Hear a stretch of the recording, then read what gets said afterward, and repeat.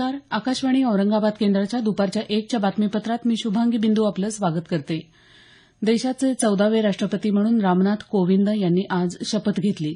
संसदेच्या मध्यवर्ती सभागृहात आयोजित शपथग्रहण समारंभात सरन्यायाधीश जे.एस. खेहर यांनी त्यांना राष्ट्रपतीपदाची शपथ दिली. यावेळी राष्ट्रपतींना 21 तोफांची सलामी देण्यात आली. उपराष्ट्रपती मोहम्मद हमीद अन्सारी, लोकसभेच्या अध्यक्ष सुमित्रा महाजन, पंतप्रधान नरेंद्र मोदी, माजी राष्ट्रपती प्रतिभा पाटील, माजी पंतप्रधानांसह विविध राज्यांचे मुख्यमंत्री, केंद्रीय मंत्री, विविध राजकीय पक्षांचे प्रमुख यावेळी उपस्थित होते. यावेळी केलेल्या भाषणात कोविंद यांनी आर्थिक नेतृत्वासह नैतिकतेचा आदर्श प्रस्थापित करणाऱ्या भारताचं निर्माण करण्याचं आवाहन केलं.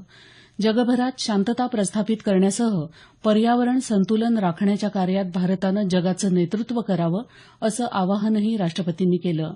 या शपथग्रहण समारंभापूर्वी कोविंद यांनी राजघाटावर महात्मा गांधी यांच्या समाधीस्थळावर जाऊन त्यांना आदरांजली वाहिली. दरम्यान संसद सदस्यांना राष्ट्रपतींच्या शपथग्रहण समारंभाला उपस्थित राहता यावं यासाठी आज लोकसभेच्या कामकाजाला दुपारी 3 वाजता सुरुवात होणार असून राज्यसभेचं कामकाज 2 वाजेपर्यंत तहकूब करण्यात आलं आहे. देशाच्या स्वातंत्र्याला येत्या स्वातंत्र्यदिनी 70 वर्ष पूर्ण होत आहेत.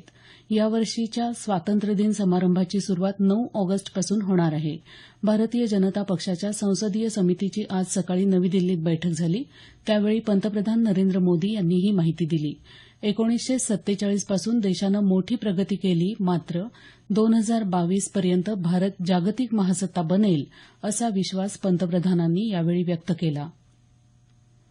दीनदयाल उपाध्याय ग्राम ज्योती योजनेअंतर्गत केंद्र सरकारनं यावर्षीच्या 30 जूनपर्यंत 13,872 गावांचं विद्युतीकरण केलं आहे. केंद्रीय ऊर्जामंत्री पियूष गोयल यांनी काल राज्यसभेत ही माहिती दिली.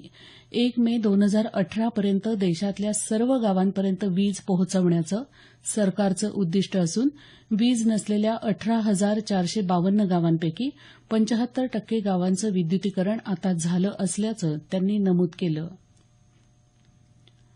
ज्येष्ठ शास्त्रज्ञ प्राध्यापक यशपाल यांचं आज पहाटे पूर्वी 3 वाजता नवी दिल्ली इथं निधन झालं. ते 90 वर्षांचे होते. विज्ञानासह एकूणच शिक्षण क्षेत्रात केलेल्या योगदानाबद्दल त्यांना पद्मभूषण तसंच पद्मविभूषण पुरस्कारांनी सन्मानित करण्यात आलं होतं.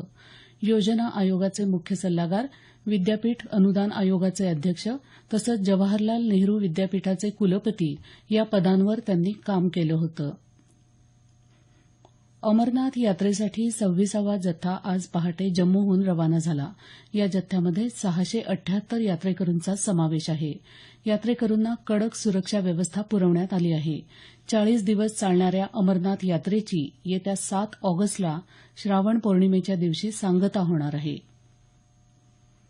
खंडणीच्या गुन्ह्यात गेल्या 3 महिन्यांपासून पोलिसांना हवे असलेले राष्ट्रवादी काँग्रेसचे खासदार उदयनराजे भोसले आज सकाळी स्वतःहून सातारा शहर पोलीस ठाण्यात हजर झाले.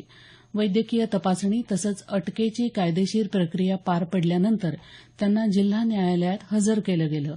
न्यायालयानं त्यांना 14 दिवसांची न्यायालयीन कोठडी सुनावली आहे. नाशिक महानगरपालिकेचे आयुक्त अभिषेक कृष्ण यांना कथितरित्या मारहाण केल्यासंदर्भात अचलपूरचे अपक्ष आमदार बच्चू कडू यांना काल अटक करण्यात आली. संजय गांधी निराधार अनुदान योजनेच्या रकमेचं त्वरित वाटप करावं या मागणीचं निवेदन देत असताना दोघांमध्ये वाद होऊन ही घटना घडल्याचं वृत्त आहे. अटकेनंतर कडू यांना न्यायालयासमोर हजर करण्यात आलं. न्यायालयानं त्यांना जामीन मंजूर केला. मुंबईतल्या घाटकोपरच्या दामोदर पार्क या भागातली एक 4 मजली इमारत आज सकाळी कोसळल्याचं वृत्त आहे. या इमारतीच्या तळमजल्यावर एक रुग्णालय असून इमारतीच्या ढिगाऱ्याखाली सुमारे 25 जण अडकले असल्याची शक्यता याबाबतच्या वृत्तात वर्तवण्यात आली आहे. अग्निशमन दलाची पथकं घटनास्थळी दाखल झाली असून मदत आणि बचाव कार्य सुरू आहे. याबरोबरच हे बातमीपत्र संपलं. आमचं यानंतरचं बातमीपत्र संध्याकाळी 5:25 वाजून